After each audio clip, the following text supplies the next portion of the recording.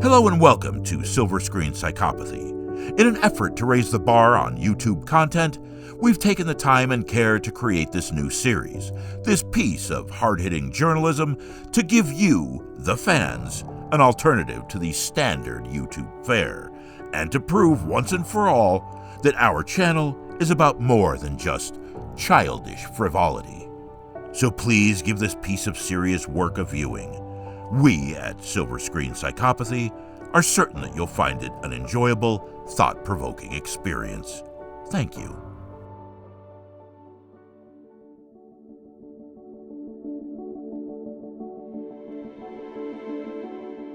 From Buffy the Vampire Slayer to the Marvel Cinematic Universe, one of Hollywood's most prolific and talented writers was driven out of the entertainment industry. What? But why? What exactly did this man do to warrant such an excommunication? Who you talking to? Be quiet.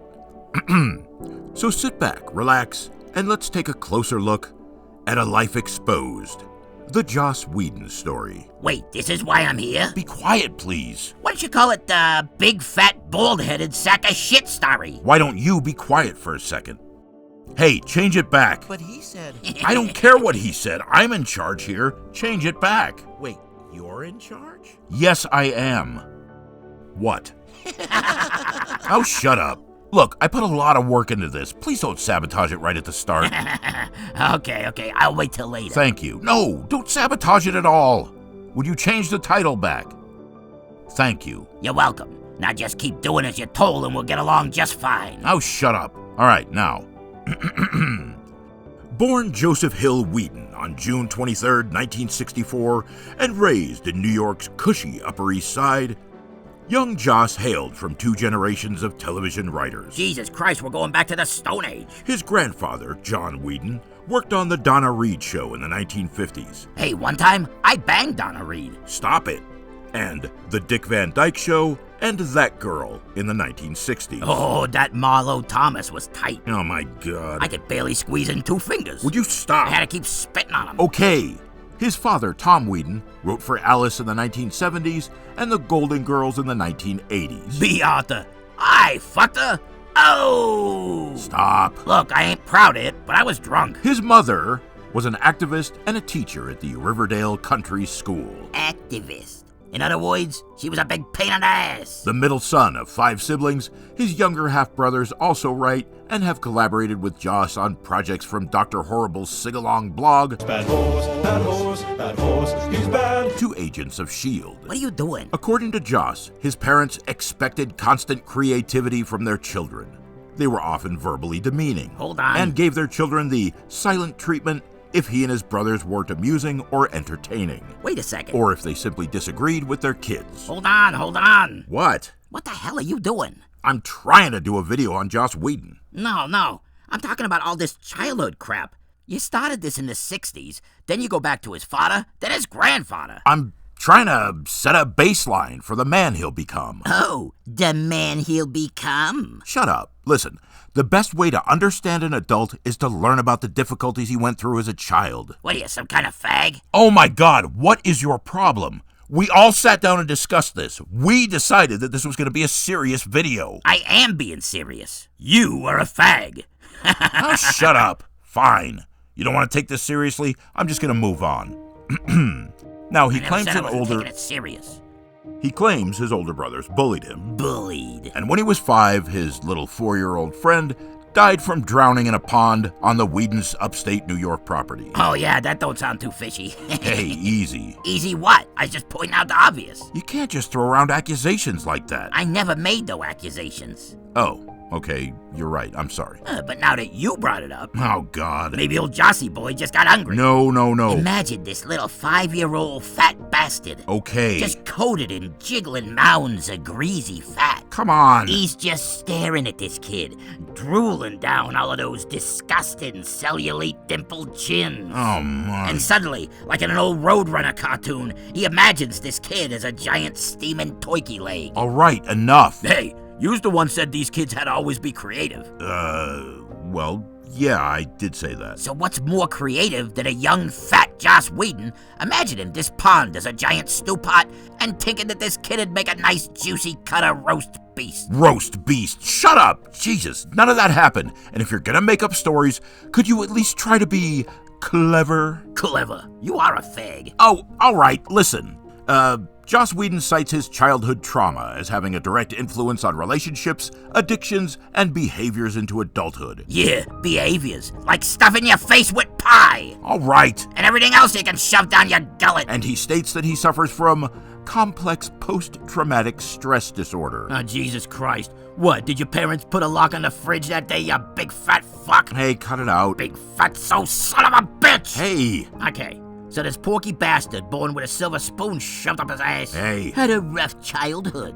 What, you think you're the only one? Come on. When I was a kid, my father used to dress me in a dog costume and drop me off right in the middle of the Vietnamese community. Hey, I told you, cut the racist stuff. That ain't racist, that's a life lesson. Stop it. That's your problem. You got no life experience. You got no idea what it's like in that community. Well, I never said Them Viet Cong my running God. all over the streets with their pointy woven hats. Hey. Chasing down stray cats and dogs Hey. with a meat fork in one hand and a sharp piece of busted glass in another. That's enough. Chirping out that bizarre alien Boyd language Oh. as they hunted their prey. Are you done? You can almost hear the stray animals screaming at each other. Charlie's in the light! Charlie's in the light! Yeah, all right. Okay, when he was 15, his parents sent him to England to attend Winchester University. Hey, what airline you think he took to get to jolly old England? What? He was born in 64, so he flew to Europe in 79. I bet it was Pan Am. What difference does... What are you talking about? I bet you anything they had to buy tree seats just so this fat fuck could sit down. No, they didn't. They probably had to use a friggin' forklift just to shove all of those rippling rolls of fat through the door. All right. And I'm only talking about the rolls of fat on his neck. How would you cut it out? Jesus Christ. Can you imagine the stink of the cheese growing into creases of those fat rolls? Ugh. That entire flight must have been one big puke fest. Hey. Everyone throw it up. Stop. Talk about the vomit comet. How would you cut it out? Jesus Christ. Hey, kid, what's with this friggin' funeral doige you got playing? What? Put on something peppy, something with a beat. How's that? Yeah, that's good. What do you think? Well, I guess since we're not going to take this serious, it's fine. Yeah. You just turn it down a little. Okay, so he spent 3 years at the Winchester University. Oh, my word. What a terrible life he had. At the boarding school, he claims that the bullying was omnipresent. Omnipresent? Gonna cry? What's this asshole talking about? Oh, omnipresent means it's always... All right, I know what omnipresent means. I'm saying this kid's just a bullying obsessed pussy. What's the matter, Hajime? You gonna cry? Piss your pants, maybe? Maybe even shit and cum? He's quoted as saying, "It was clear to me from the start that I must take an active role in my survival." Holy Christ, survival. What's the definition of drama queen? All right. Eventually, he graduated from Wesleyan University in Middletown, Connecticut. Oh my God, if only I was born with this kid's problems. Oh, what do you mean? You've done well for yourself. I ain't saying I'm some kind of loser. Oh. Not like you. Shut up. What I'm saying is, who the hell does this pampered prick think he's sucking up to? Poor people couldn't care less for some rich kid's problems. This is true. Well, you don't really care about his problems, right? Honestly, no. I can't relate to this guy. Oh, screw you. I'm not some poor kid. Oh, you're not a poor kid. Well, yes, I guess you could say I'm a poor kid. I'm not a kid. Ah, so you're a poor adult. That's even worse. Now shut up. It's more pathetic. All right. So in the late 80s, Whedon worked as a staff writer on Roseanne and Parenthood. Roseanne? Yeah, what? Nothing. That's just a pretty high-profile show to have on your resume as well. Oh, just you wait. He also worked as a script doctor on The Getaway, Speed, Waterworld, and Twister. Now, I know the last three of those was highly successful. Yeah. But The Getaway was the only one to have full frontal nudity. All right. Of that Kim Basinger Okay. at the height of her youth and beauty. Knock it off. With those big naked tits. Hey. And that gigantic untrimmed blonde bush. Hey, cut it out. That bush was so thick, I expected African explorers to come crawling out. Oh, my God. You know how many wads I blew to that naked bitch? Oh, God. Between that and 9.5 weeks, I wound up giving myself 3 heart attacks. I don't want to hear this. I was beating it so hard, I knocked my own balls black and blue. All right. They were swollen to the size of grapefruits. Okay. I could barely walk for a month. Why didn't you just stop beating off? Hey, you ever seen that broad naked? Jesus, why did I ask? All right, moving on. No, seriously. You're kidding, right? Joss Whedon worked on those movies? Well, yeah, as a script doctor, at least that's what it says here. Wikipedia. Jesus. You know that Wikipedia will rot your brain. All right. Don't forget to say hello to the CIA. Oh, please. You know, every time you log in a Wikipedia, a CIA agent gets his wings. Wings? His gun, badge, whatever. You know what I mean. Yes, I know you just referenced an 80-year-old movie like it's current. Shut up. Listen, please let me get through this. Okay. You're only dragging it out. I said okay. All right, let's see. While script consulting, he wrote the movie version of Buffy the Vampire Slayer, Alien Resurrection, early drafts for Titan AE. Oh, and he co-wrote Toy Story. Jesus. And he became one of the highest paid screenwriters when he sold his Afterlife script for $1.5 million. Oh, that poor bullied bastard. However will he make it in this world? Oh, knock it off. Fine. So this guy is really talented. What the hell did he do that was so wrong? Don't jump ahead, we're almost there. Would you speed it up a little? I got an appointment. I gotta pay some doctor to stuff his finger up my ass. Oh, I'm sorry, you have a proctology exam today. What? No. What's a proctology exam? Ugh. Very funny. Okay, so he created the TV series Buffy the Vampire Slayer, writing and directing certain episodes, and won a bunch of awards and accolades. He went on to create the Buffy spin-off Angel. Starring David Boreanaz. What? A guy with the acting range on old boot. Turns out no one cared if he could act. He's a good-looking guy, so it worked out for him. Oh yeah, he's lovely. And even though What? Angel was canceled, he won a bunch of awards and accolades. He wrote a ton of Buffy and Angel comic books, then created the brilliant sci-fi western series Firefly. And I don't need to go into it, everyone knows the story. Fox did their best to sabotage the series, then canceled it before it was even finished. A couple of years later, Whedon wrapped up the Firefly story with the big screen Serenity. Oh, that River Tam is one hot tomato. Oh, you think so? Oh yeah, she can grease my engine any day of the week. All right. Hold on. Engine? You mean Kaylee? What's a Kaylee? The girl that'd be greasing the engine. Kaylee, the mechanic. Wait, the chunky bitch? Hey, the girl that played Kaylee was beautiful. Yeah, I remember her. She was the big fatso. Oh, shut up. Oh yeah, I like that broad too. She's got those big meaty thighs Hey. and that big fat ass. All right. That's more cushion for the pushing. I don't think you've ever seen the show. Yeah, but when it comes to a battle of foreheads, that River Tam would take the trophy. Please stop talking. Sure, that big fat smelly pig Kaylee looks like a lot of barnyard fun. Kaylee is not fat. She played Lord Marge in Pee-wee's Big Adventure. Oh, would you shut up? But I'd prefer to rub my boner up against that River Tam's head till I blew my wad in her hair. All right, would you shut up? Given a choice between the fattest broad in the sideshow and the massive forehead mongoloid, I'm gonna use the Down syndrome-headed bitch to blow my load. Shut up. Jesus Christ, that bitch got a gigantic forehead. Cut it out. That's a pretty massive forehead, don't you think? Stop. Listen. What? Every disgusting thing you just said brings us right to the heart of the issue. Wait, you're saying Joss Whedon was using River Tam's forehead to joik himself off? What? What? What? What? What? What? What? What? Okay, knock it off. It's not forehead masturbation we're talking about, but misogyny. All right, just let me speed through this so I can get to the point.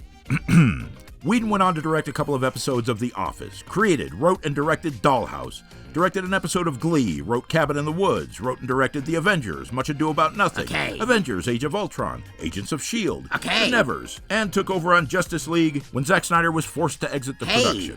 And he directed the post-credit scenes All on right. Thor and Captain America the Winter Soldier. Listen, Jesus Christ, so the guy was prolific and very talented. What the fuck exactly did this big fat prick actually do wrong? That's what I'm getting to, okay? Jesus. Now, with all of that said... Oh, you're gonna say more? No, listen, I want to look at this story from all sides. We've looked at his childhood. Yeah. His teenage years. Yeah? We've seen how successful he became, a true hit maker. Okay, so now you're gonna tell me?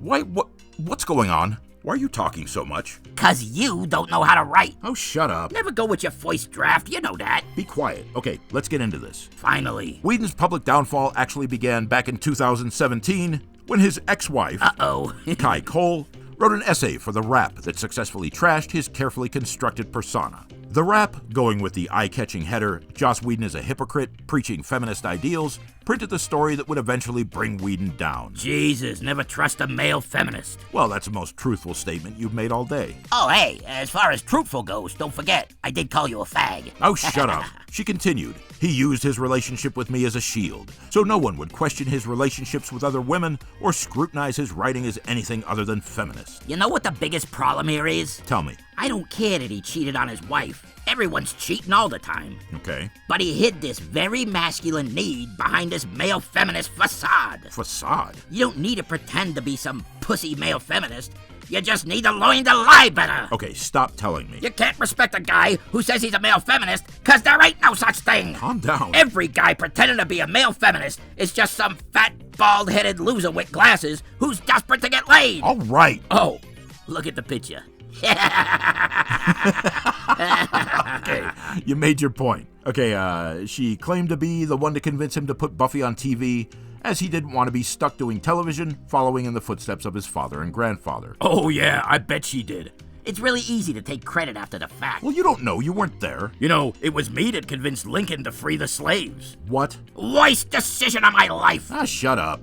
Well, that's probably a true story, you old turd. Screw you. It was on the set of Buffy that Kai claims Joss had his first affair, telling her in a letter. Oh, Jesus, he wrote it down? Never write down nothing that can be used against you later. He says, "When I was running Buffy, I was surrounded by beautiful, needy, aggressive young women.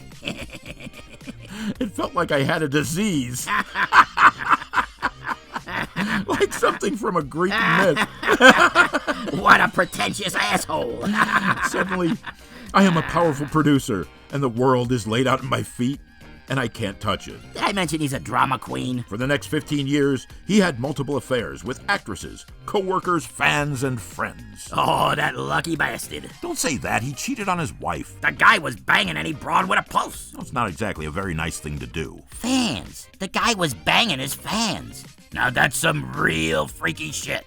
Ain't he ever seen Play Misty for Me? Play Misty for Me? Yeah, you idiot. It's a movie. I know. Clint Eastwood's a disc jockey and he starts banging one of his fans. Yes, I know. And she turns out to be a psycho. Yes, I've seen it. Look, Kai Cole goes on to say that due to all the lies and cheating, she was eventually diagnosed with complex PTSD. Wait, that's what he said. Well, maybe it was a popular diagnosis back then. Jesus Christ, they ought to change the name of Hollywood to Sensitive Land. Well, psychiatrists gotta make money too. I guess. She finishes by saying, "I want to let women know that he is not who he pretends to be." I want the people who worship him to know that he is human, and the organizations giving him awards for his feminist work to think twice in the future about honoring a man who does not practice what he preaches. At least she ain't bitter. Yeah, I'd say she's had it with him. Pretty ironic, huh? What is? Well, that it's all her fault. Wait, what is all her fault? Is cheating. Hold on, how do you figure? She said it. It's all my fault that he was cheating. When did she say that? Ah, for Christ's sake. Put that bit back up where she takes credit for the Buffy TV series. There, see? Your Honor, I rest my case. What case? I don't see what you're talking about. That's 'cause you're stupid. Ah, screw you. It's right there in front of you. On our honeymoon in England, I urged him to figure out how to turn it into a TV series. He didn't want to work in television anymore. But I convinced him that it was the fastest way to get the experience he needed. I know you're not saying what I think you're saying. This selfish broad convinced a drug addict to go into a crack house. Then she gets all upset when he starts getting high. You're blaming her for his cheating? Hey, she convinced him to walk into a den of hedonism, and now she's ever so shocked that he partook in all of the free vagina. You're unbelievable. He was probably banging guys too. Hey. Like you. I don't bang. I'm not gay. I never said you was gay. I said you was a fag. Oh, you're the fag. Oh, now you're just being childish. What? Name calling is just another sign of immaturity. But you just called me Look, she wants to take credit for talking to men and working on television. Yeah? But she don't want to take credit for him cheating.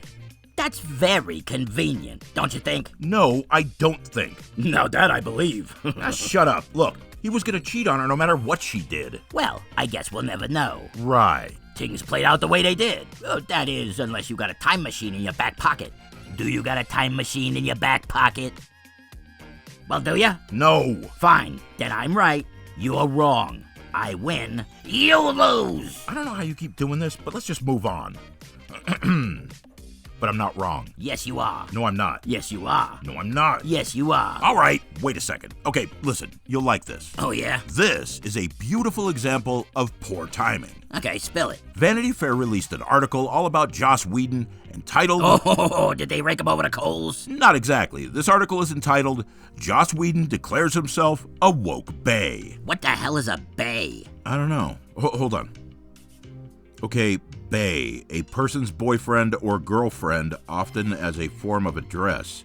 I'm going to see my bae. My bae made me tacos. What? What? So this idiot is the boyfriend of woke? What? Since when is woke a poison? Hold on. Okay, the term bae is commonly understood to mean before anyone else. It's a slang term of endearment, primarily used to refer to someone's most important person, typically a romantic partner. The term gained popularity in the 2010s. All right. So you're saying that stupid loves woke over everything else? Well, he could be... Who cares? It's some stupid progressive thing. Just let me get back to this. Why bother? Joss Whedon just admitted to being gay. Bae. That's what I said. No, not gay. Bae with a B. There ain't no B in the word gay. Bae. I think getting all of that man cream pumped up your rear end is making you retarded. What? Just like the rest of the gays. Oh, shut up. Listen. Okay, this article was written by Hillary Busis in a really irritating, peppy style. Mucus. What? Jesus Christ, you got Joss Whedon boisting out of the closet. Hey. Now you're telling me that some broad named Mucus wrote this story? Wait. What's next? These two gonna start shitting all over each other? Busis with a B. B. Yes, B. B. Yes? B. All right, what are you... B as in boy. Yes. B as in butcher. What are you doing? B as in, Bob the big bad boy butchered your butt by buggering your bunghole with his big black boner. That kind of B. You're not being funny. Bone smuggler. Stop it. So what? Bob's a black guy. Jesus. Biggest black guy around. But I don't go for black guys. I mean, I don't go for guys. Racist. Oh, screw you. You're a racist fag is what you are. Would you shut up? So, Hillary Busis wrote this article. Why don't this broad change your name? It's disgusting. Oh, shut up. Listen. Hillary Busis. Shut up. She opens the article with, is geek god Joss Whedon a feminist? Historically, that's been a thorny question. On one hand, he's created some of television's most indelible heroines, characters with a sort of complexity and depth that even the lion's share of male heroes could only dream of. Ugh, I'm gonna throw up. Who the hell talks like this? Pretty bad, huh? Yeah, sounds like old Hillary Mucus face ought to done just a bit more research. Right? It's funny how no one knew any of this until after his ex-wife wrote that article. Yeah, guy sounds like he'd fuck a shoe if you left it on the ground too long. Okay. He made headlines in 2013 by declaring at Equality Now's Make Equality reality event. Make equality great again. That's not what I said. Go get him, Mr. President. All right. Let's all make equality great again. No. Put the men back in the boardrooms and the broads back in the kitchen. Hey. Where they belong. All right, stop. Making my dinner and scrubbing the floor. All right. Chewing the bunions off my feet with their teeth. Oh, God. I miss the good old days. You done? For now. Okay, so Joss Whedon made headlines in 2013 when he said at Equality Now's Make America Great Again, Make Equality reality event. Shut up. You either believe the women are people or you don't. It's that simple. He's right. It is that simple. I don't. You don't consider women people. Who built the great nations of the world? Ah, here we go. Who fought all of the wars and settled vast continents? Okay. I don't want to hear this again. Okay, Hillary continued. Perhaps, though, the jury will be swayed by a vital new piece of information. On Friday, Whedon officially declared himself a woke bae. Jesus Christ. Though Buffy the Vampire Slayer itself was staunchly feminist by any definition of the word, Feminist. Whedon himself calls it a feminist show that doesn't make people feel like they were being lectured to. Whedon admits that by today's standards, Buffy's behind-the-scenes work was lacking. I didn't make a point of hiring female directors. I didn't make a point of hiring people of color. Female directors, peoples of color. This guy is gay. I wasn't necessarily part of the solution. I was, say, right in the middle. Right in the middle. That's right. His real name is Lucky Pierre. That's the middle guy in a three-man butt-fucking session. Jesus. I was, say, right in the middle. Now, though, says Whedon, I'm super woke, Such a woke bae. Gay. In the article, Whedon said that he's writing once more about his favorite topic, young women who have power and the burden of having that power. This guy's a real sicko. And in one final beautiful display of irony, Whedon, quoted from a 2015 BuzzFeed article, said, "I've said before, when you declare yourself politically, you destroy yourself artistically, because suddenly that's the litmus test for everything you do. For example, in my case, feminism. If you don't live up to the litmus test of feminism in this one instance, then you're a misogynist. It circles directly back upon you." Jesus Christ, this guy's a psychic. He foreseed his own downfall. Yeah, it's funny, he did predict his future. He's a magician. He's an evil sorcerer. Okay, look, he predicted his own future because he most likely saw it coming. Sure. You can't just bang your way around Hollywood, admit it to your wife in a friggin' letter, then expect the broad to keep her mouth shut. But here's the best part. Listen to how Hillary fucking Mucus ends the article. Hillary Busis ends the article by saying, "He is, however, a woke bae, and now everyone knows it." Good God, what an embarrassing mess. Oh yeah, you know she regrets writing this. And you want to know the best part? No. The best part is that Vanity Fair published this opinion piece 5 months before Kai Cole wrote her story. I told you it was an example of poor timing.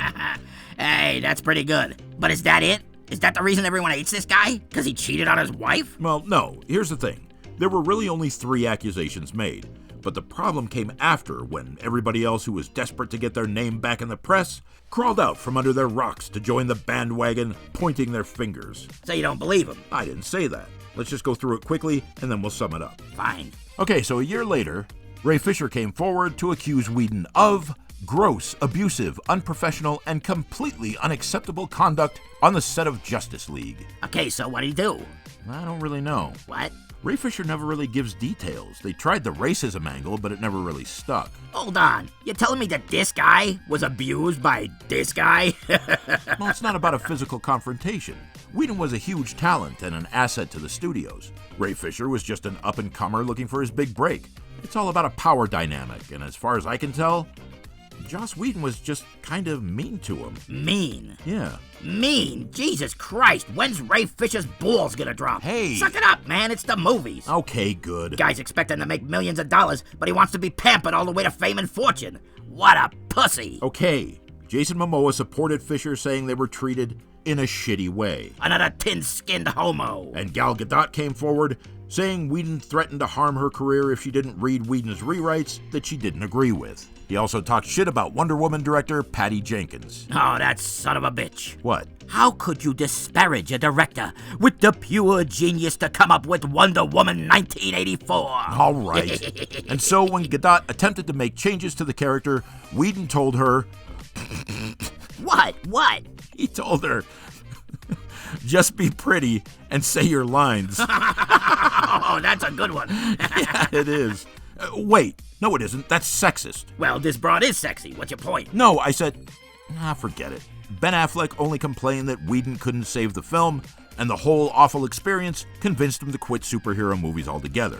Jeremy Irons only said that it was an awful film, and J.K. Simmons, Henry Cavill, and this freak show all had no comment. Which brings us to the third main accusation. Charisma Carpenter accused Whedon of hostile and toxic behavior on the Buffy and Angel sets, and said, "For nearly 2 decades I've held my tongue and even made excuses for certain events that traumatized me to this day." I bet she's got a case of complex PTSD. More than likely. She said, Joss Whedon abused his power on numerous occasions while working together on the sets of Buffy and Angel. Jesus, what's with the evil chuckle? Oh, didn't you say that, Kai Whedon, Cole. Yeah, Kai Cole. Didn't she say old Jossie boy was cheating on her with a bunch of broads, including actresses? What are you trying to say? What I'm trying to say is, sometimes, sexual intercourse is like an unspoken contract. The woman goes into it because she's hoping to get something out of it. There's an ulterior motive. And the guy goes into it, well, because he wants to have sex. What's your point? My point is that this sounds like sour grapes. Oh, come on. Either Whedon broke his promise, or this dingy broad didn't get what she was hoping for. You can't just say... Ooh, I held my tongue for 2 decades. What a crock of shit. Hold on. If it ain't true, then she's a liar. And if it is true, then she's a coward. So she's wrong no matter what. Heads I win, tails you lose. All right, let me finish. We ain't done with this broad's lies yet. Apparently, when Whedon found out she was pregnant, he asked her if she was going to keep it. Yeah, and? And he mocked her religion, and he referred to her as fat in front of cast and crew. Yeah, so? What, it would have been better if he'd called her fat in private? No, it's demeaning. Well, she's the one that got knocked up. Well, it's her choice. Oh, you are such a child. Screw you. A poor child. Shut up. Listen, I never watched those shows, but I was aware of them at the time. Okay. Jesus Christ, that Buffy was so popular, you couldn't not be aware of it. Entertainment Tonight, TV commercials, ads on the radio, cast pictures plastered on every magazine cover. I get it. Anything having to do with the entertainment industry was busy with that friggin' show. Okay. And you want to know what I noticed? No, I don't. I always noticed there was one really hot broad on that show. Sarah Michelle Gellar? Jesus Christ, Buffy. What's wrong with Buffy? Well, on her own, nothing. But look at her. Oh, I have. Oh, boy, have I. Ugh, don't put your perversion in my head. Perversion? You were just talking about whacking off. All right, listen. Sarah Michelle Gellar is cute and all, but you really gotta look at her. Okay. Hey, that's your cue. Put up a picture, stupid. I'm not stupid. There's your stupid picture, stupid. I bet you can't wait till quitting time so you can get back to the zoo and stuff yourself with a bowl of monkey chow. Hey. You can play on your tire swing and throw your own shit at all the people gawking at you. Shut up. All right, leave him alone. Just go on. Fine. Take a good look at this broad. She's cute, but she got no chin. That's not true. She got a lazy eye and fucked up teeth. All right. And a big lumpy potato nose. Would you stop? No, I ain't saying I wouldn't bang her. Jesus. But you stand these two broads side by side, and you think Buffy's the hot one? Okay. There's something wrong with you. Okay, what's your point? My point is, this Charisma Carpenter was hired on the show to play the hot little high school cheerleader piece of ass. Whoa, easy. Relax, she was like 25 or 26 when Buffy started. My point is that she was the eye candy on the show. Tall, sexy, and dumb as a post. Oh, come on. The three best qualities in a hooah. Knock it off. She moves over to Angel, and guess what Whedon does? He fleshes out a character.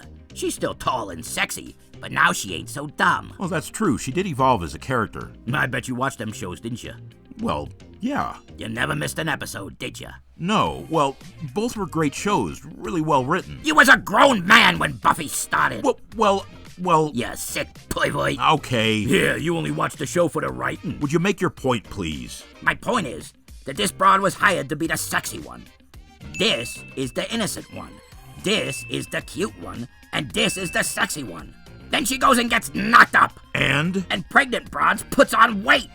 Joss Whedon knows better than to have one of the stars of his show turned into a big fat pig. He asked her if she was going to keep the baby. So fucking what? Boo-hoo, he asked me if I was gonna keep the baby. What's wrong with you? Maybe he was genuinely curious. Yeah? Maybe he's just an asshole. Okay. Or maybe he was giving her a secret IQ test. A what? Maybe he was testing her to find out if she was so stupid that she thought she could go through an entire pregnancy on a show about hot broads and vampires without getting fired. Oh, that's just wrong. He called her fat in front of everyone. Good. Oh my God. He was trying to be the voice of reason. Seriously? He was trying to work his way through that thick skull and into that peanut-sized brain of hers. All right, let's just... That big fatso. Hey. Joss Whedon was gonna be the only big fat pig on that set, and he made damn sure that nobody forgot. Especially the dingy bitch that cheated on him. What? Cheated on him? Well, was the kid his? What are you even talking about? You know, it ain't easy keeping up a working relationship when the bitch you're banging cheats on you and gets knocked up with some other guy's kid. What is this conversation? Fuck her. So what'd you think? I'm still trying to figure out what we were talking about. Joss Whedon, you idiot. All right. So what do you think? Is this worthy of destroying his life? Jesus, you went on a tangent and confused the fuck out of me. Easiest thing I've done all day. Shut up. Okay, first off, I want to know what you think. Serious answer, though. Don't just go for shock value. Tell me what you really think. Shock value. Fine. Well, I think Joss Whedon, aside from being a big fat bald-headed prick, Come on. is a complicated guy. He's certainly a bit of an asshole, but he's also a genius in his field. Granted, his field is fluffy, unimportant, quickly forgotten pop culture crap. Focus. But he's as driven as any other guy. He needs them broads to satisfy his ego. And all these ditzy broads was just throwing themselves at him. Jesus, look at him. These women got no shame. Okay. The only thing I got a hard time forgiving them for is this whole male feminist act. Sure, it's probably a pretty good way to get laid, providing you're rich and famous, but it ain't necessary. And for Christ's sake, enough with the complex PTSD. Soldiers gets PTSD. Stop watering down the meaning by ascribing the condition to Joss Whedon, his ex-wife, and every other Hollywood hooer that gets banged sideways and cross-eyed without making $1 million on the deal. So you think he's innocent? No, I think he's a prick, but he shouldn't have his career destroyed over it. Jesus, these broads act like they just innocent kids taken advantage of by the big bad man. Take some friggin' responsibility! Well, that brings up another point. Apparently, Whedon was so inappropriate around Michelle Trachtenberg that it was well known among the casting crew that Trachtenberg and Whedon never be left alone in the same room together. Michelle Trachtenberg? Yes? Jesus Christ, she was like 14 years old when she started doing that show. Does that change your mind? No, I already said the guy's a prick. The question is, did he do anything? Well, that's the thing. No one accuses him of touching or physical assault. One of Charisma Carpenter's accusations was that Whedon seemed to get off on his own cruelty. But it's just that. All of these stories are masked in double-speak and innuendo. In horrendo. Very funny. Look, I said the guy's a prick. Maybe you just don't like women. Jesus, who does? Hey, I like women. Yeah, but you're a fag. Just shut up. I said who likes women, not who'd like to be a woman. Screw you. You fucking pansy ass. Fuck off. So is it a crime, not liking women? Well, no. Okay then, so what's your consensus on the matter at hand? All right, hold on. Here's one more interesting bit. After all of this Whedon backlash was kicking off, Joss, for some reason, decided to post this to Twitter. Okay, so this woman posted, "I have determined the worst word, and it is nubile." To which Whedon responded, "I love it because it means young, often too young, and sexual or sexually attractive. But as a kid, I found a dictionary from 1900 which defined it as of marriageable age. So it's an awful sort of double. English language, keeping it creepy." Exactly. He said it for me. Creepy. Listen, based on this guy's previous work, he just might be a genius. But as far as this nubile thing goes, the guy's either a creep or a troll. I don't know the guy, but as far as I can tell, he's both. There's no reason for him to have responded to this tweet other than to try and mess with everyone's heads. Then, almost 20 years after the fact, once it was safe to hide behind Ray Fisher and Charisma Carpenter, old Buffy herself poked her head up over the trench with a post. "While I am proud to have my name associated with Buffy Summers, I don't want to be forever associated with the name Joss Whedon." And great. To which Michelle Trachtenberg responded, Oh my God. What? Look at this. Thank you at Sarah M. Geller for saying this, period. I am brave enough now as a 25-year-old woman, ellipses, to repost this, period. Because, period, this must, period, be known, period. As a teenager, period, with his not appropriate behavior, ellipses, very, period, not, period, appropriate, period.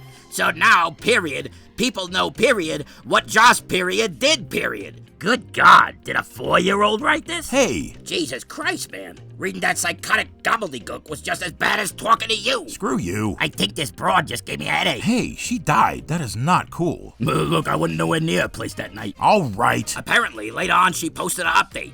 She goes, "The last, period." Oh, knock that off. Just read it. Fine.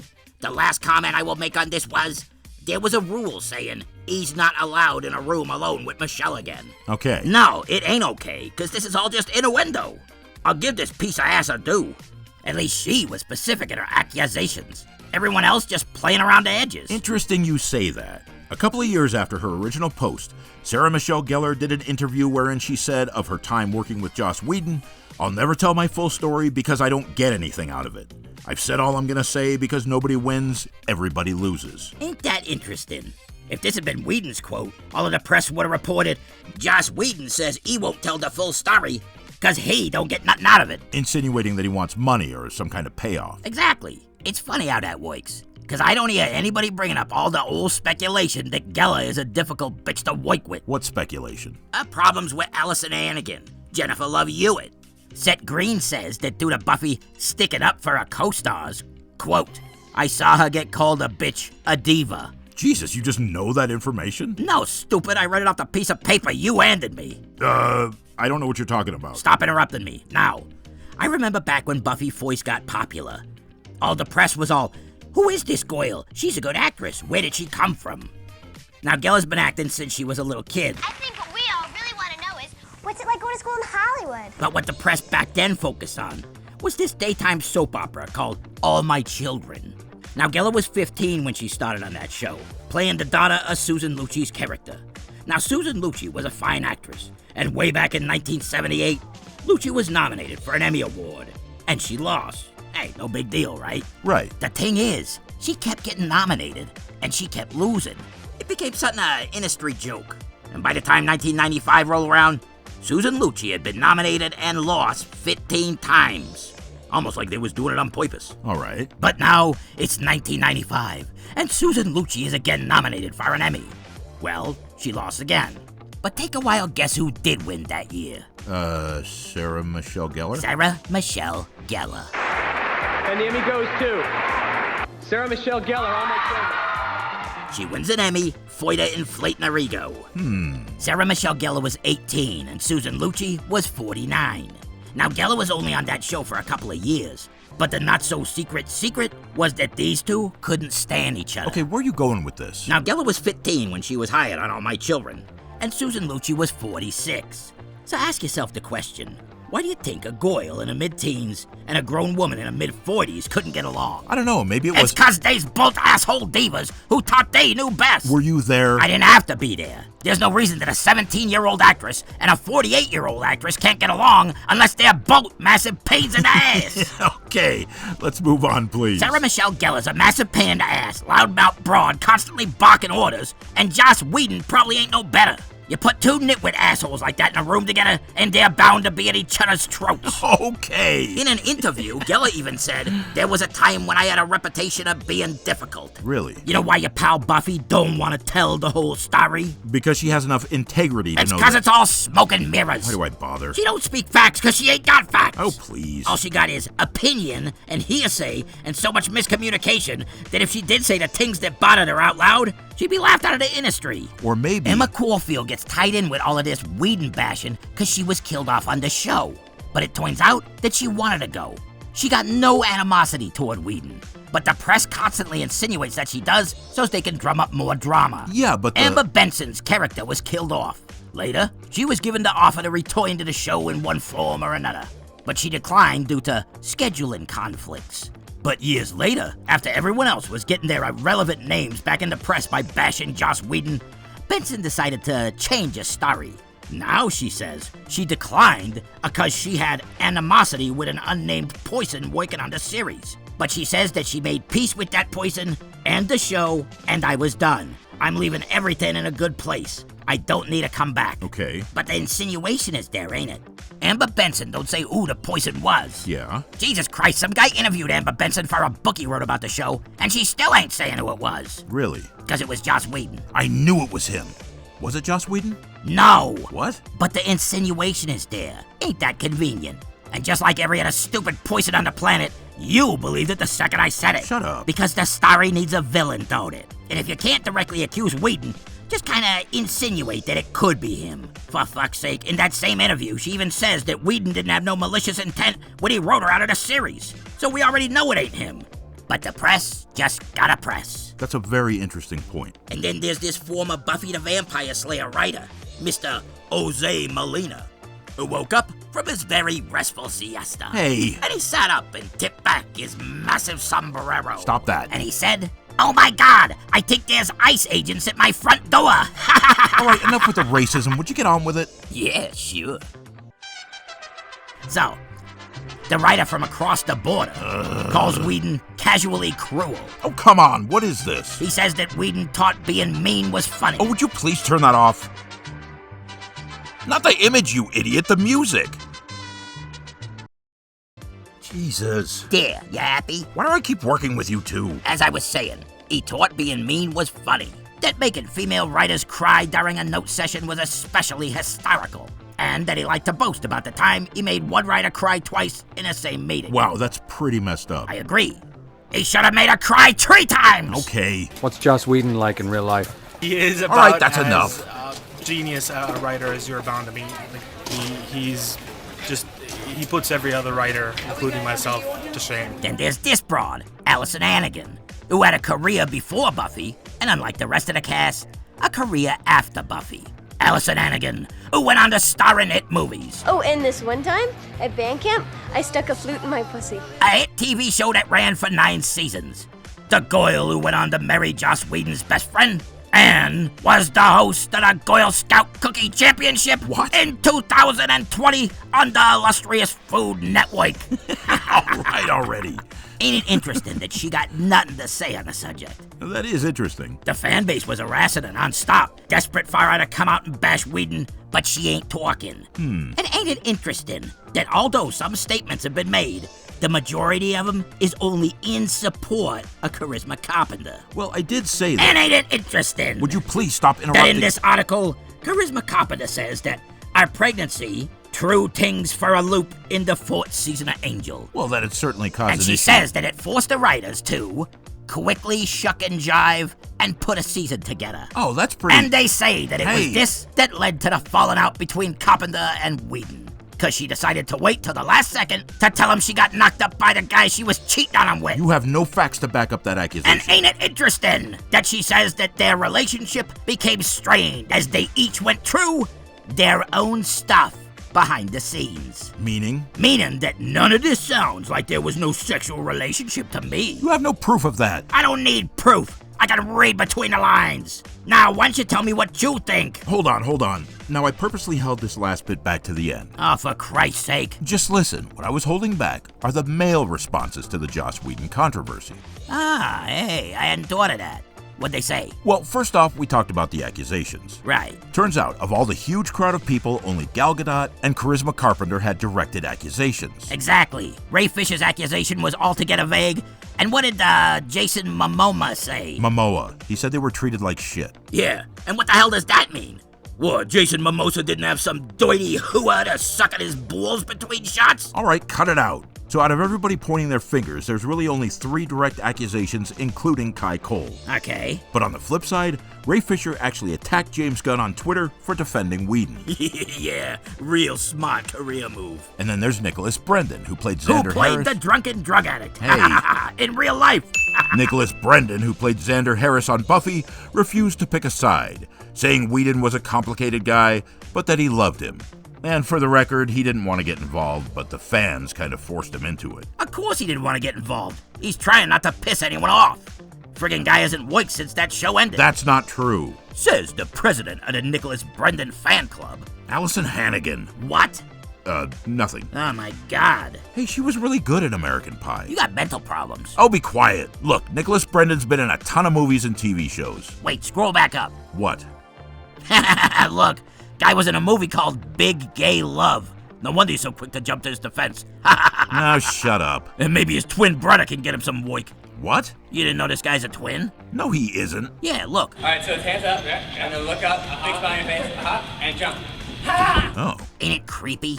weird. Yeah, that kind of thing shouldn't be allowed. Wait, what? Twins? Yeah, it's freakish. You can't have 2 of the same person walking around, doing the same stuff, saying the same stuff, and thinking the same creepy twin thoughts. I don't think that's how it works. Hey, I got a riddle for you. Here we go. Out of these 2, which one was on a hit TV show, and which was a pathetic drunken drug addict? Let's just move on. It's a trick question. Both answers is Nicholas Brendan. Oh my God. Hey, what did Nicholas Brendan do when he ran out of money? Can you stop? He freaked out because he couldn't buy no more booze and dope.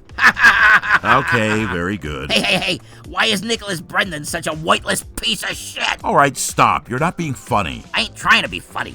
That's just the general consensus. The general consensus of who? Everyone. Oh, please. Plus, no one on the Buffy show can stand him. What? All his castmates had a Buffy reunion, and they snubbed him. They didn't even invite him. Oh, that's kind of cold. This fucking guy's a mess. Are you drunk now? No. Because I smell alcohol on you. Oh, do you? Yes. Wow. Did you drink last night? I did have some beers last night, yeah. I did. I got a report you were at a bar last night. We're done. I'm not doing this. And Thank you, though. Thank you. Is this open? I got a report last night. Good for you, Doc. That, Good for you. Nicholas was at a bar in Santa Monica with his girlfriend Amelia. Stop. Thank you, though. Stop, come on. What a pathetic display. Wait, when did this happen? Look at all of these mugshots. Wait, what? I don't know how this guy had any time to woik, what with his devotion to being in jail. Okay, look. Hey, what's that? What is this? It's the Nicholas Brendan YouTube channel. He's not exactly boiling up the internet. But he's still got more subscribers than you. Now shut up. You friggin' loser. All right, look, we're not talking about Nicholas Brendan. Okay, next up, the second male to weigh in is James Marsters, who played Spike. Oh, you are such a loser. Shut up. I was never on a top-rated TV show. That's your excuse? It works for me. Oh. Anyway, next up, the second male is James Marsters, who played Spike. Okay, gay British vampire. So Spike became a really popular character. Here, he can tell you in his own words. Because I remember you telling me in the first interview that there was a time where he kind of put you against the wall and said something to you. I said, he was joking. And you go, no. No. There was that day when he pushed me up against the wall. Well, how did it start? Did he immediately go up to you? And he's in my face. He goes, I don't care how popular you are, kid. You are dead. You are dead. You are dead. You got me? Jesus, and this guy let that happen. What a pussy. Bullied by the guy who blames everything on being bullied. And listen to him. He's making every excuse he can for Whedon. In Joss's world, evil is not cool. And I really respect him for that. Vampires were just a metaphor for the challenges that you get over in your adolescence. So vampires are supposed to be overcome. And the network was telling them, oh my God, keep this guy in the show and all of that. And I was basically ruining his show. He put an enormous amount of pressure on himself. And so I saw his intensity as that, as trying to accomplish something that was a very high bar. You know, if he just never said nothing, no one would have known he was intimidated by this guy. Killing Jenny Calendar had one other very important effect. It was a message to the actors, be very good or I'll kill you. Yeah, it's a little embarrassing. And last but not least, every other man. Not one male on any movie or series Joss Whedon has been involved in has ever said they witnessed him doing anything against women. What? Wait, what about the Mexican? What? The wetback rider. Oh, would you shut up? Count him if you want. But he wasn't telling a story about himself. Plus, it kind of sounds like secondhand information to me. So you calling him a liar? Would you stop? Okay, so, a few of the men on Buffy came out against Whedon, but that was in defense of what Charisma Carpenter said happened to her, in a sort of believe-all-women knee-jerk reaction. Even Anthony Stewart Head, who played Giles on Buffy, said in an interview, I've been up most of the night just running through my memories thinking, what did I miss? I am gutted. I'm seriously gutted because one of my memories, my fondest memory of Buffy is the fact that it was so empowering. I'm really sad that if people went through these experiences, that they didn't, I was sort of like a father figure. I would hope that someone would come to me and saying, I'm struggling, I just had a horrible conversation. But there are other posts subsequently that are making me think, how on earth did I not know this was going on? Fucking guy's name is Head. You know, all of these actors ought to be on their friggin' hands and knees, kissing Joss Whedon's feet for giving them all a life. This guy created something that works so well that it's got a psychotic fan base of weirdos to this day. And what does this guy get for all his hard work? He gets his career destroyed. Who cares what kind of guy he is? It's the product he produces that matters. And this guy got a lot of quality product. I'm glad you brought that up, because it turned out that after this media-backed firestorm kicked off, actors started coming to Whedon's defense. Actors who had the complete opposite experience of the ones who made these accusations. Good, let's hear it. We know about Buffy the Vampire Slayer, but what about Whedon's other projects? Not only is most of the cast of Dollhouse silent, Eliza Dushku, who co-starred on 20 episodes of Buffy, the lead on Dollhouse, and Joss Whedon's a-hole buddy, released a statement in support of Charisma Carpenter. But even this article says that she knows nothing about Whedon's alleged abuse of power towards Carpenter. A short time later, Dushku would slightly change her story. Sounds familiar. Yeah, right? A couple of actors came forward to support victims of abuse, but everyone seems to have had a jolly old time working with Whedon. Fucking ungrateful dancing monkeys. Hey. Not you, stupid. Shut up. Actors. They's all nothing better than a bunch of dancing monkeys. All right. Next up is Firefly. As far as I know, 4 actors came forward. Alan Tudyk, who played Wash on Firefly, tweeted, Wasn't there, but I have known Joss for 17 years. I honestly can't even imagine it, and I have a pretty good imagination. And the truth shall set you free. The star of the show himself, Nathan Fillion, had this to say. Well, because of all the controversy and all the stuff that happened. What's your take on that? Or would you rather not speak? That was not my experience with that man. What was your experience? Funny, self-deprecating, incredibly talented, maybe a little haunted. I mean, right. Listen, by his own admission, that guy's a work in progress, and I appreciate that. I would work with Joss again in a second. I would work with him again in a second. Maureen Baccarin. Oh, shut up. Morena Baccarin had this to say. What was your experience with Joss Whedon? Oh, it was fine, actually. I have no, horrible stories or feelings towards him. He's, he could be a little, egotistical and, But you never saw what the other people see. You just weren't privy to that. I didn't, which does not, let me just be very clear, invalidate anything, or I'm not saying anybody's making anything up. That was not my experience. And Jewel Staite, who played Kaylee... Who played the big fat pig! Shut up. Jewel Staite had this to say. I think he's proven himself to be an incredibly intelligent writer who writes beautiful, strong, interesting, multi-layered characters for women. And nothing drives me more crazy than people sitting behind their computer screens and thinking they can say whatever the fuck they want. And for whatever reason he decided to leave Twitter, I very passionately defend him. And I think all of his work just seems to have completely gone away because of this. And we have to remember what he's known for, what he's famous for, and that's the characters that he's written. So I love him, and he's a good person, and he's a good friend, and I just wish everybody would not stop. Now, full disclosure, this took place in 2016 during the height of Whedon's previous controversy. How many friggin' controversies this guy's got? Well, I guess enough. Yeah, I'll say. So what's this one about? Oh, it was so dumb. The whole betrayal of women thing. Betrayal of women? It's stupid. The only reason it caught on was because all these bored activists now had the internet to use to rally together. Friggin' Al Gore and his final invention. What? So what is it? Okay, listen, this is not what we're talking about.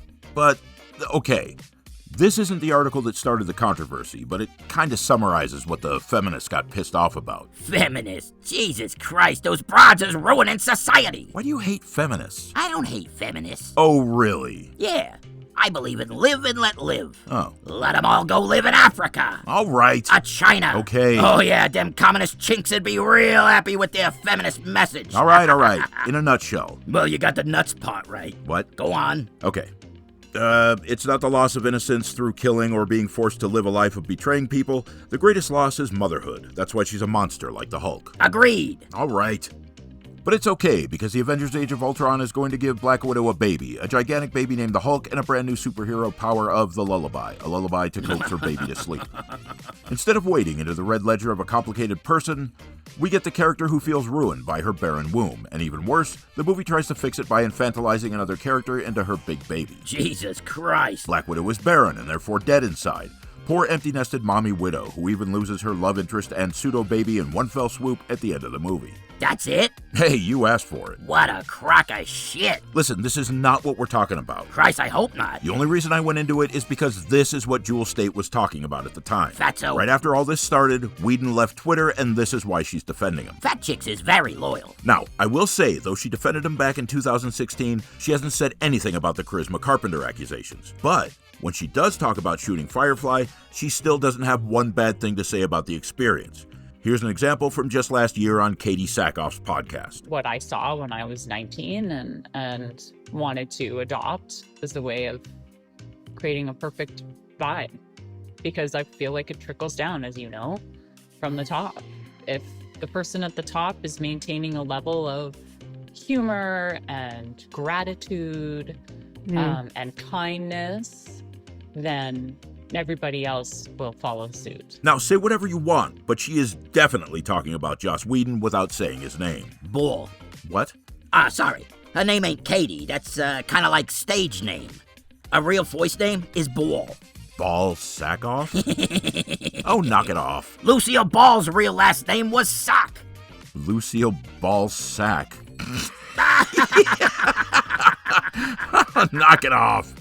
Now, Joss Whedon was also extremely active in the MCU, and not only did none of the actors have one bad thing to say, but during a panel discussion for the release of the Black Widow movie, Scarlett Johansson said this. You know, and Joss Whedon, an incredible screenwriter, joke writer, and storyteller. And Felicia Day, the star of Dr. Horrible's sing-along blog, said, I'm sure you were like, Joss Whedon, I thank you, and he's great, but then all this stuff came out, and he's kind of disappeared off the planet now. I don't hear from Joss Whedon.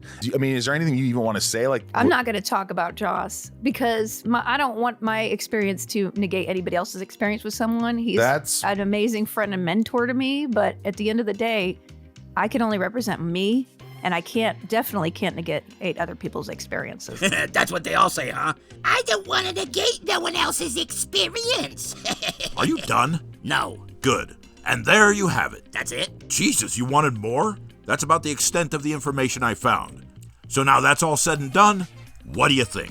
My opinion ain't changed. The guy's a prick. And maybe he hates women. But that ain't against the law. And it ain't no excuse to ruin a man's career. Look at what Stanley Kubrick did to Shelley Duvall. He broke that broad's brain. But we got the shining out of the deal, so no one says nothing. That's true. They tormented that skinny broad for months. But do you see any protest, call to cancel that movie? No. You know why? Why? Because all these activist assholes is a bunch of lazy hypocrites. All right. Everyone's just a big whining pussy these days. Okay. Ray Fisher, I swear that guy's pot woman. And his career really benefited from showing off his bloody tampon to the press. What? Would you put that... Oh, hey, thanks, kid. Nice job. Thanks. I was pretty sure you'd want to... All right. Shut up. You ain't winning an award. Jerk. See, the guy did 3 movies, then Zack Snyder found him. Then look, Batman voices Superman. 2 versions of the Justice League. Bolt Rebel Moons. Then this piano lesson movie. And the whining son of a bitch was cut out of The Flash. Okay, look, let's not get sidetracked on Ray Fisher. Fine. Okay, and there you have it. Is Joss Whedon guilty, or are these women just lying? Is all of this just a series of miscommunications? Miscommunications? Or is Whedon a misogynistic monster? We've laid out both fact and speculation, and now it's up to you to decide. Innocent. Well, yeah, but what if he really does just hate women? Even more innocent. So what all of this comes down to, Yeah. if you remove all of the insults, innuendos, cryptic finger-pointing, and secondhand information, Yes. is 2 broads who's whining because Joss Whedon said a couple of mean things to him. Well, as far as a summation goes, that's a pretty good one. And no one ever asked if these broads was being bitchy or difficult. As far as I know, nobody asked that. And no one questioned why. If Joss Whedon was so mean to Charisma Carpenter on the set of Buffy, why'd she decide to star in Angel and work with the guy for another 4 years? Oh, I hadn't thought of that either. Because you're stupid. Shut up. Look, I suppose she did it for the money. Then what the fuck is she whining about? Because you can't just treat people Oh, like... come on. What? It's obvious she was banging him. Then they broke up, and all the little Goyle friends started whispering in her ear. How many times do we have to go through this? You can't... Then she looks back in hindsight and decides that he abused his power. She was a young actress, taken advantage of by... Young? Yes. The broad was 25 years old when Buffy first started. That's an adult who made an adult decision. Well... You're an adult at 18. She was already 7 years into adulthood. Jesus Christ, how old do you have to be before you start taking responsibility for your actions? Okay, you have a point. But you still don't know if she had sex with Joss Whedon. Well, you don't. No, I don't. Because you're stupid. Shut up. You know what I think? Yes, Jesus, yes I do. Everyone does. You've been very clear. So what are your final thoughts? I suppose you think Fatso ought to be in prison. Well, no. Seriously? Well, yeah, I mean, you're right. The guy's a prick. But unless someone accuses him of something worse, misogyny is not a jailable offense. Exactly. He's insensitive, and that remark about her religion just highlights his arrogance. And according to James Marsters, he's a bully. Yeah, like Will Smith. He's more than happy to bully a guy smaller than he is. Right. On top of that, he's a really creative guy. I think he served his time. I think Hollywood ought to put him back to work and start making money off the guy again. So that's it? You just agree with me? Yeah, I mean, no, I don't agree with you. You're an offensive fucking dinosaur. Screw you. But as far as Joss Whedon goes, I think he was just unfortunate enough to be famous during that Believe All Women decade. The most shameful decade in this country's history. All right. And seriously, if the only thing this guy cared about was sexual harassment, he's been surrounded by a bunch of pieces of ass for years. Wait, we're talking about sexual harassment now? Maureen Bactine. Back her in. Piece of ass. All right. Jewel State. piece of ass. I thought you said she was fat. Oh, I like those big fatsos. Come on. Roll them in flour and look for the wet spot. Oh, stop it. That Scarlett Johansson. Whatever. Filthy piece of ass. Stop. All of these broads he could have been banging. Hey, maybe that's the problem. Maybe these broads was just unprofessional. What? Maybe that's why Charisma Carpenter was banging Whedon. You can't just make an accusation like that. Why could she just make accusations against Whedon, but I can't accuse her? Because her accusations are based on direct confrontations between the two. You're just saying whatever you think. Same difference. No, it isn't. Charisma Carpenter's got gigantic black nipples. What? And a big smelly vagina. Oh my God. And if she wants to prove me wrong, she can come over to my apartment tonight and strip. Okay, that's it. Thanks for watching A Life Exposed. The Joss The big Whedon fat story. bald-headed sack of shit story. Would you stop that? Hey, you know what I think? What's that? I think it was Buffy. Sarah Michelle Gellar. Yeah. I think she was so manipulative that she turned everyone against each other. Manipulative. That's what I said. She the one that got in Charisma Carpenter's ear. Okay. She's the one that made up that rule about Michelle Trachtenberg. You think so? That's what I said. Buffy is the source of the problem. So you think Sarah Michelle Gellar just didn't like Joss Whedon, so what, she was trying to undermine him? That's right. Well, that's food for thought. Wait, what about Ray Fisher? You're saying somehow Sarah Michelle Gellar got to Ray Fisher to make him hate Joss Whedon? No, the Ray Fisher situation is totally different. How so? Joss Whedon probably just don't like black people. Oh my God. Who does? Okay, we're done. Change that back. And that Gal Gadot's just another angry Jew. Okay, thanks for watching A Life Exposed, the Joss Whedon story. Goddamn loudmouth pushy Jews. Holy shit, please stop. And that Jason Momoa. I hope you enjoyed the video. What is that guy, some kind of Mexican? Shut up. Wait, Jason Momoa? Guy looks like one of those filthy bean eaters. Oh, man. Okay, good night. Are you gonna do a second draft of your next video? Yes, of course. This was just kind of an experiment. What? I just wanted to see if I could write a video in one shot. Well, you failed miserably. All right, we'll see you on the next edition of A Life Exposed. That's right. When we do an in-depth look at... Oh my God. What? What is it? We're not doing this. Doing what? What is it? Join us next time on A Life Exposed. Ellen Page, freak, or sideshow freak. Come on, whose idea was this? Oh, you son of a bitch. Hey, you never even met my mother. What? Well, look on the bright side. What bright side? At least that Ellen Page ain't a goddamn Jew! Okay, good night, everyone.